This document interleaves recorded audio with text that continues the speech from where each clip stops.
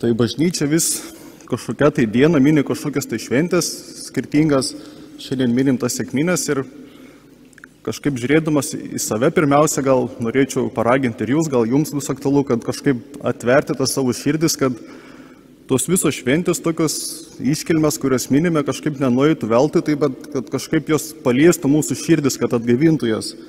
Ir būtent šiandien yra tos sekminės, tą šventąją dvasią, minim šventosios dvasios atsiuntimą, tai kad paliestų tikrai mūsų širdis. Kažkaip galvoju, jeigu per mišias taip kažkaip ar pramiegam, ar tokie neįsimiegoja, ar taip kažkaip, negirdim, kas vyksta, ar praleidžiam kažkokią tai dalį, tai kaip ir nieko tokio, nes šį sekmadienį tai praleidau, bus kitas sekmadienis bus ir kitą sekmadienį jau kažką pavyks išgirsti jau. Bet taip pat minime ne tik tais, kad mišias, bet minime ir sekminės. Ir jeigu mes dabar praleistume tas sekminės ir kažkaip nepaliestų mūsų širdis, tai reikėtų laukti tada kitų sekminių, tada kitų metų. Tai kažkaip būtų biški gaila tai praleisti šitą duotą mums Dievo laiką. Tai minime sekminės mes ir tos sekminės yra viso Velykų laiko tokios kaip užbaigimas. Jau nuo rytojaus jau nebebus Velykų laikas, jau bus eilinis laikas ir pasikeis liturginės spalvos visos. Tai visas tas užbaigimas prasideda Velykų laikas, tai Velykomis, Jėzaus Kristaus paskutinė vakarienė, įsteigimas tos Eucharistijos, tada Jėzaus suėmimas, Jėzaus kaltinimai, Jėzaus kančia, prisikėlimas, mirtis ir prisikėlimas. Ir tai yra tas mūsų tikėjimo centras, iš ko viskas kyla taip. Ir paskui Velykų laikų mes matome tą prisikėlusią Jėzų, kaip jisai veikia žmonių širdise, kaip apaštalų mokymas, iš apaštalų darbų ten skaitome, kaip mokiniai reagavo, tai priimdami tą prisikėlusį Jėzų tokį.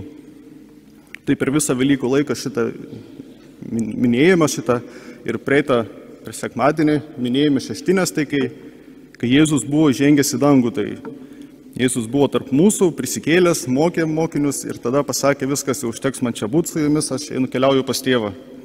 Bet viskas tuom ir neužsibaigė, nes užsibaigė būtent Velykų laikas ne šeštinėmis, kai Jėzus paliko, bet sekminėmis, kai Jėzus išėjo pas tėvą, bet atsiuntė šventąją dvasią. Tai dabar mes gyvename tuo sekminių laiku, kai Jėzus tokio fizinio neturim tarp savęs, bet yra šventoji dvasia, kuri mums kalba, kuri, kaip Evangelijoje girdėjome, kuri primena ir moko mums. Tai primena, ką Jėzus Kristus veikia savo gyvenimu, tas skaitom iš Evangelijos, taip skaitydami Evangeliją būtent tą šventoji dvasia veikia ir būtent moko veda mus. Tai būtent dabar šitas laikas yra tas šventosios dvasios. Tai pirmajame skaitinėje girdėjome apie tą sekminių tą įvykį tokį didingą, kai tiems mokiniams buvo siųsta šventoji dvasia. Ten rašoma, staiga pasigirdo didelis ūžesys, tarsi pūstų smarkus vėjas.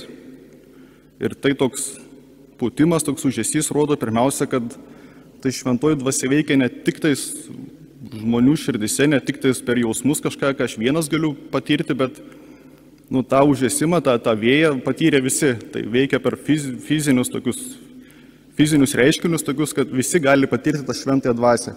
Šventoji dvasia nėra vien tik tai, ką aš galiu patirti, kad veda mane, bet taip pat ir visi žmonės. Ir ta šventoji dvasia buvo visiems duota. Nesvarbu, ten ar Jėzų labai pažino, nepažino, bet visiems mokiniams ir kurie buvo šalia, kurie atėjo, girdėjome, kad visiems buvo duota ta šventoji dvasia.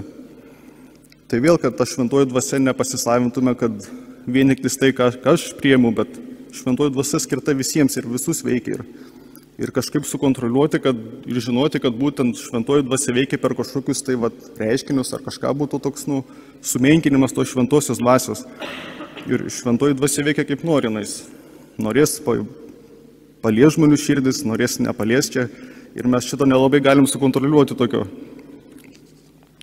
Tai kitas toks šventosios dvasios įvaizdis, kurį girdėjome, tai būtent tas liepsnos tokios ugnis, būtent ugnis yra šventoji dvasia. Ir pas mus seminarijoje yra toks vitražas, gal esat matę, kas buvo toks trejybę vaizduoja.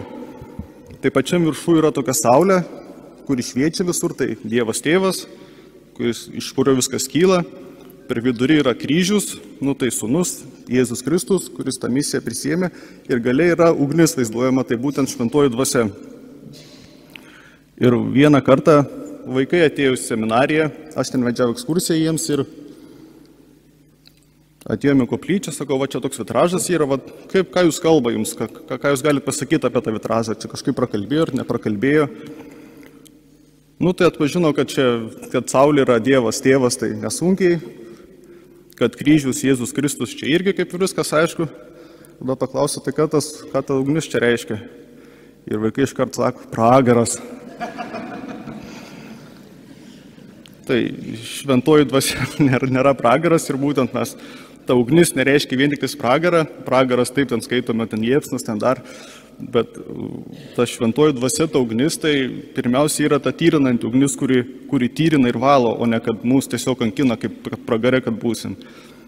Tai matom šiandien daug raudonos spalvos tokios, aš esu apsirengęs raudonai, kunigas irgi sėdė visas raudonas, čia prie tabernakulio irgi raudonas, tai būtent ta raudona spalva, ta ugnis yra šventosios dvasios. Ir būtent, kad šventoji dvasia tokia simbolika, kad jinai styrina žmonių širdis ir tas tyrinimas toks, kad gali praeiti tokius ir skausmingus etapus, nes ugnis irgi degina, bet ir būtent šventoji dvasia gali per tuos tokius nepatogumus, per skausmus veikti, bet tam yra ne tam, kad mūsų tiesiog būtų tas skausmas, bet kad per tą kančią, per tą skausmą, kad mes vestų į toliau kažką, nuplautų mūsų širdis, apvalytų, kad atsisakytume kažkur, tai gali būti skausminga tiesiog, bet tam yra skirta, kad mes vis labiau būtume tie šventieši tokie, būtume apvalyti tokie. Ir taip pat apie skaistyklą irgi sakoma, kad skaistyklai, kad žmonės kaip po mirties, kurie patenka į skaistyklą, tai būtent ta ugnis, kurie apvalys žmonių širdis, kad jie būtų verti to dangaus, kad kažką vis dėlto mes turime, ko reikia atsisakyti, gan skausminga ta patirtis gali būti kažko atsisakyti, bet per tai yra išvalomas, tyrinamas žmonių širdis. Ir taip pat girdėjome apie šventosios dvasios vaisių pirmąjį, tai kai skirtingų kalbų tautų žmonės gali suprasti vienas kitą. Ir tai galima pagalvoti, kad jie, kai kalba visomis kalbomis, tai kad tie, kurie mokosi, eina mokyklą, aš irgi studijuoju, tai kad kažkaip mes neturim to šventosios dvasios, nes nekalbam visom kalbom. Nežinau, gal čia jūs kalbat visom kalbom, bet aš asmeniškai tai nekalbu ir kažkaip galima tai pagalvoti, tokį pirmą įspūdį susidaryti, kad jeigu tu turi tą šventąją dvasią, tai tu moki kalbas, bet čia kalba apie kitą dalyką, kad ne apie tą kalbas, ne apie anglų, italų ar lenkų, lotynų, lietuvių kalbas, bet apie kitas tas kalbas, apie pirmiausia tai, kad žmonės gali suprasti vienas kitą ir nebūtinai tai naudojant kalbą. Tai kaip čia pradžios knygoje yra tokia Babelio istorija, kad buvo žmonės, kurie kalbėjo vieną kalbą ir pamatė, kad čia ne kažką gausis, tai Dievas, žodžiu, išsklaidė tas kalbas, kad žmonės nesusikalbėtų vienas su kitu. Tai būtent kaip Babelio bokšto istorijoje, kad jie ten statė tą bokštą ir, žodžiu, Dievas neleido susikalbėti vienas su kitais. Tai šiandien minime tokį priešingą įvykį, kai žmonės kalbėdami skirtingomis kalbomis geba suprasti vienas kitą. Tai būtent, kai susitinka dvi žmonių širdis. Kažkaip aš gal asmeniškai tai patyriau, kaip seminarijoje mes mokėmės, ten buvom apie 30 žmonių. Ir visi, aišku, kalbėjom lietuviškai, bet dažnai būdavo, kad susitikdavom du žmonės, kaip žmonės, bet dvi širdis taip ir prasilenkdavo, taip ir, nes kiekvienas turi tą skirtingą tokį požiūrį, skirtingą įsitikinimą ir kažkaip, kad ir atrodo kalbam tą vieną kalbą, bet vis tiek nesupranta vienas kito, negalim suprasti. Tai būtent ir šventoji dvasia yra, kuri padaro taip, kad žmonės galėtų suprasti vienas kitą. Aš galėčiau priimti, ką kitas sako, kitas galėtų priimti tą, ką aš sakau. Tai pirmiausia, turiu pažiūrėti kitą, mano požiūris į kitą būtų kaip dovana, kuris gali mane praturtinti. Kažko galiu pasisemti iš kito, kažką sužinoti, kažką naujo ir taip toliau. Bet taip pat tom neatsiribuot, bet ir aš pats galiu kažko praturtinti kitą, kažkam kitam galiu duoti. Ir apie tai popiežius Pranciškus savo paskutinėje enciklikoje De Lexit Nos rašė apie širdį, kad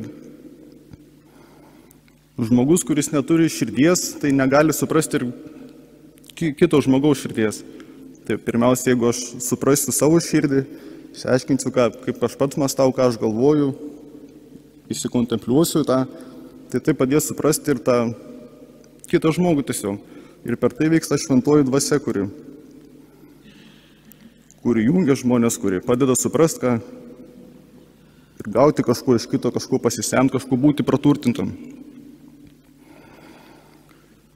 Antrajame skaitinyje laiške Korintiečiams girdėjome tokį pasakymą, kad niekas negali ištarti Jėzus yra viešpats, jei šventoji dvasia nepaskatins. Tai čia vėl, toks Jėzus yra viešpats pasakyti yra nesunku. Manau, kiekvieną šitą galim pasakyti ir atrodo, kur ta šventoji dvasia. Ir tą galėtų pasakyti net netikintis žmogus, atrodo, kur ta šventoji dvasia galėtų veikti. Jėzus yra viešpats, nesunku labai pasakyti.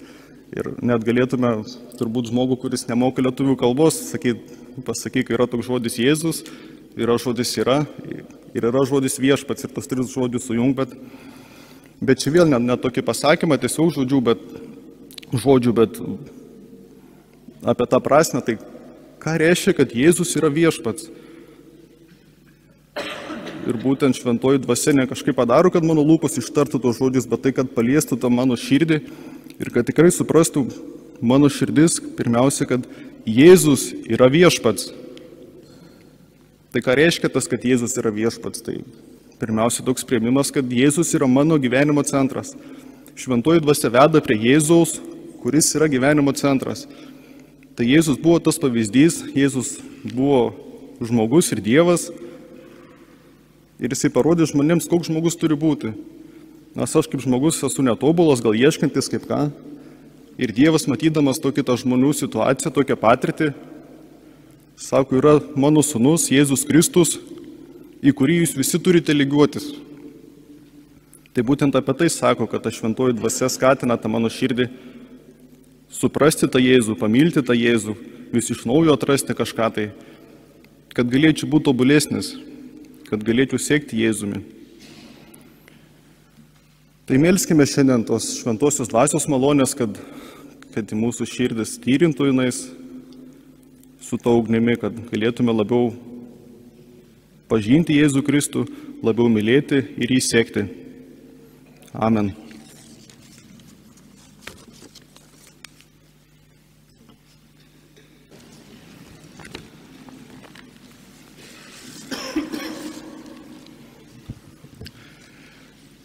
Tai bažnyčia vis kažkokia tai diena mini kažkokias tai šventės skirtingas, šiandien minim tas sekmines ir kažkaip žiūrėdamas į save pirmiausia gal norėčiau paraginti ir jūs, gal jums bus aktualu, kad kažkaip atverti tą savo širdis, kad tos visos šventės tokios iškilmes, kurias minime, kažkaip nenueitų veltui, tai bet kad kažkaip jos paliestų mūsų širdis, kad atgaivintų jas.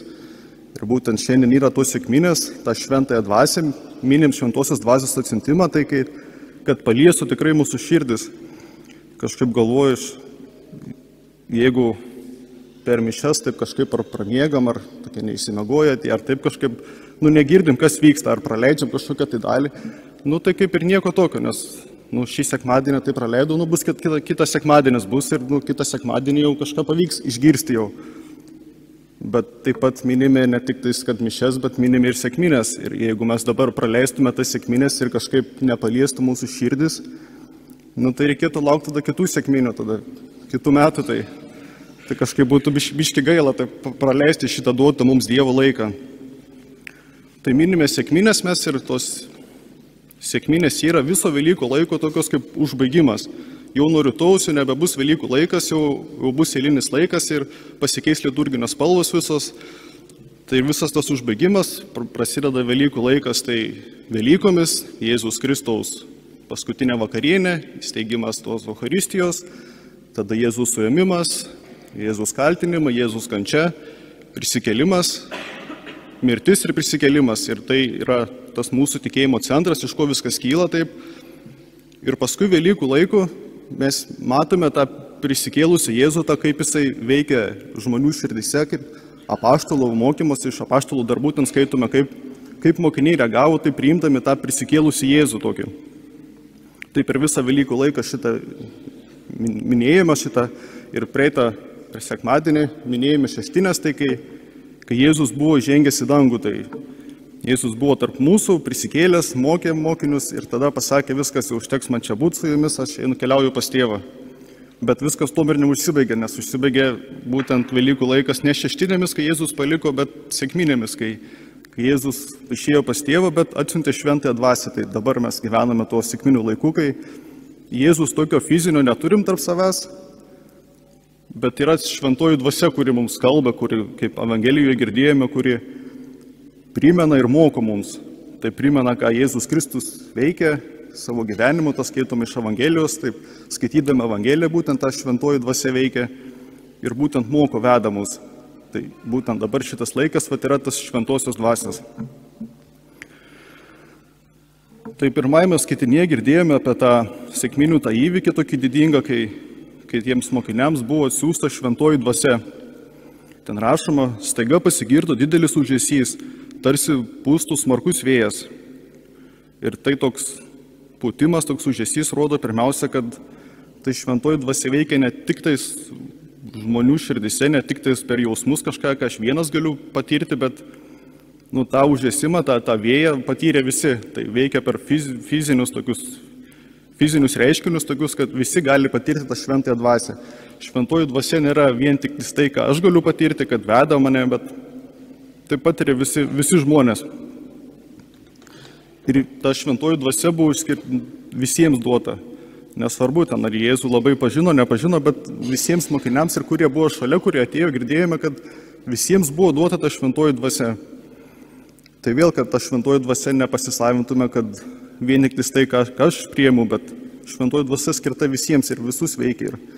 Ir kažkaip sukontroliuoti ir žinoti, kad būtent šventoji dvasia veikia per kažkokius reiškinius ar kažką būtų toks sumenkinimas tos šventosios dvasios. Ir šventoji dvasia veikia kaip nori. Norės palies žmonių širdis, norės nepalies čia. Ir mes šito nelabai galim sukontroliuoti tokio. Tai kitas toks šventosios dvasios įvaizdis, kurį girdėjome, tai būtent tas liepsnos tokios ugnis. Būtent ugnis yra šventoji dvasia. Ir pas mus seminarijoje yra toks vitražas, gal esat matę, kas buvo toks trejybę vaizduoja. Tai pačiam viršų yra tokia saulė, kuri šviečia visur, tai Dievas Tėvas, iš kurio viskas kyla. Per vidurį yra kryžius, tai Sūnus, Jėzus Kristus, kuris tą misiją prisiėmė. Ir galiai yra ugnis vaizduojama, tai būtent šventoji dvasia. Ir vieną kartą vaikai atėjo į seminariją, aš ten vedžiau ekskursiją jiems ir atėjome į koplyčią, sakau, čia toks vitražas yra, ką jūs kalba jums, ką jūs galite pasakyti apie tą vitražą, čia kažkaip prakalbėjo ar neprakalbėjo. Tai atpažino, kad saulė yra Dievas Tėvas, tai nesunkiai, kad kryžius Jėzus Kristus čia irgi kaip ir viskas aišku. Tada paklausė, tai ką ta ugnis čia reiškia. Ir vaikai iškart sako, pragaras.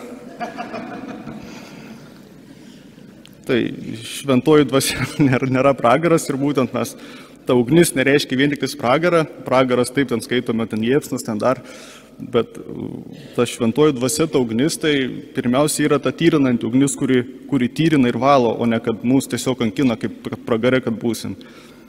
Tai matom šiandien daug raudonos spalvos tokios. Aš esu apsirengęs raudonai, kunigas irgi sėdė visas raudonas, čia prie tabernakulio irgi raudonas. Tai būtent ta raudona spalva, ta ugnis yra šventosios dvasios.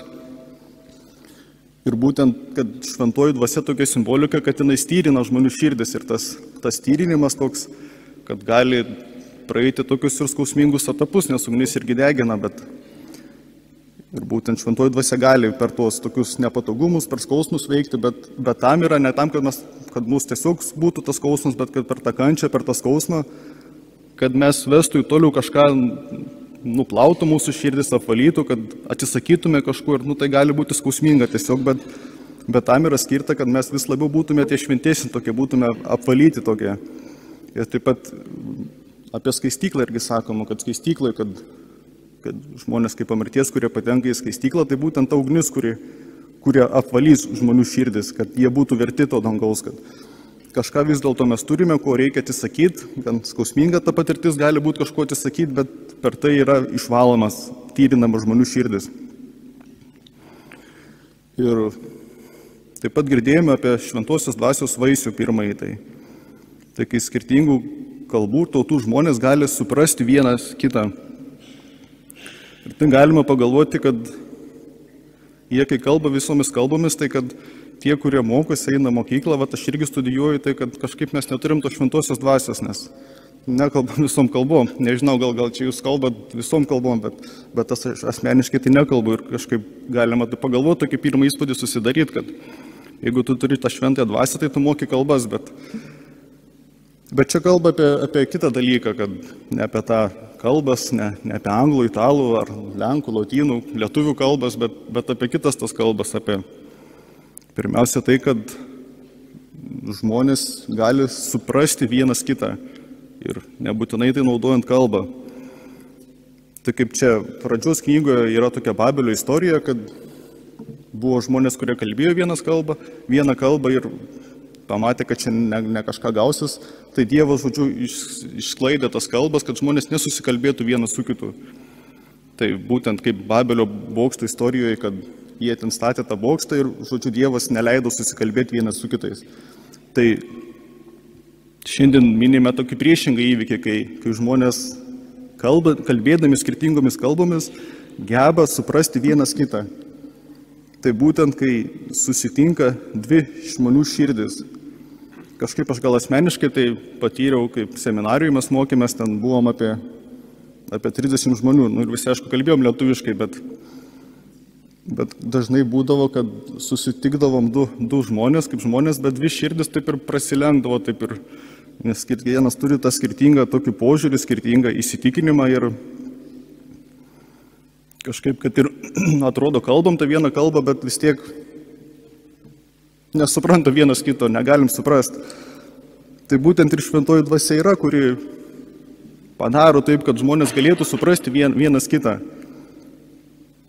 Aš galėčiau priimti, ką kitas sako, kitas galėtų priimti tą, ką aš sakau. Tai pirmiausia, turiu pažiūrėti kitą, mano požiūris į kitą būtų kaip dovana, kuris gali mane praturtinti. Kažko galiu pasisemti iš kito, kažką sužinoti, kažką naujo ir taip toliau. Bet taip pat tom neatsiribuot, bet ir aš pats galiu kažko praturtinti kitą, kažkam kitam galiu duoti. Ir apie tai popiežius Pranciškus savo paskutinėje enciklikoje Dei Lexit Nos rašė apie širdį, kad žmogus, kuris neturi širdies, tai negali suprasti ir kito žmogaus širdies. Tai pirmiausia, jeigu aš suprasiu savo širdį, išsiaiškinsiu, kaip aš pats mąstau, ką aš galvoju, įsikontempliuosiu tą, tai padės suprasti ir tą kitą žmogų tiesiog. Ir per tai vyksta šventoji dvasia, kuri jungia žmonės, kuri padeda suprasti, ką ir gauti kažko iš kito, kažko pasisemti, kažko būti praturtintam. Antrajame skaitinyje laiške korintiečiams girdėjome tokį pasakymą, kad niekas negali ištarti Jėzus yra viešpats, jei šventoji dvasia nepaskatins. Tai čia vėl toks Jėzus yra viešpats pasakyti yra nesunku. Manau, kiekvieną šitą galim pasakyti ir atrodo, kur ta šventoji dvasia. Ir tą galėtų pasakyti net netikintis žmogus, atrodo, kur ta šventoji dvasia galėtų veikti. Jėzus yra viešpats, nesunku labai pasakyti. Ir net galėtume turbūt žmogų, kuris nemoka lietuvių kalbos, pasakyk, yra toks žodis Jėzus, yra žodis yra ir yra žodis viešpats ir tas tris žodžius sujung, bet čia vėl ne tokį pasakymą, tiesiog žodžių, bet apie tą prasme, tai ką reiškia, kad Jėzus yra viešpats. Ir būtent šventoji dvasia ne kažkaip padaro, kad mano lūpos ištartų tos žodžius, bet tai, kad paliestų tą mano širdį ir kad tikrai suprastų mano širdis, pirmiausia, kad Jėzus yra viešpats. Tai ką reiškia tas, kad Jėzus yra viešpats? Tai pirmiausia toks priėmimas, kad Jėzus yra mano gyvenimo centras. Šventoji dvasia veda prie Jėzaus, kuris yra gyvenimo centras. Tai Jėzus buvo tas pavyzdys, Jėzus buvo žmogus ir Dievas. Ir jisai parodė žmonėms, koks žmogus turi būti. Nes aš kaip žmogus esu netobulas, gal ieškantis kaip ką. Ir Dievas, matydamas tokią tą žmonių situaciją, tokią patirtį, sako, yra mano sūnus Jėzus Kristus, į kurį jūs visi turite lygiuotis. Tai būtent apie tai sako, kad ta šventoji dvasia skatina tą mano širdį suprasti tą Jėzų, pamilti tą Jėzų vis iš naujo atrasti kažką tai, kad galėčiau būti tobulesnis, kad galėčiau sekti Jėzumi. Tai melskime šiandien tos šventosios dvasios malonės, kad į mūsų širdis tyrintų jinais su ta ugnimi, kad galėtume labiau pažinti Jėzų Kristų, labiau mylėti ir jį sekti. Amen.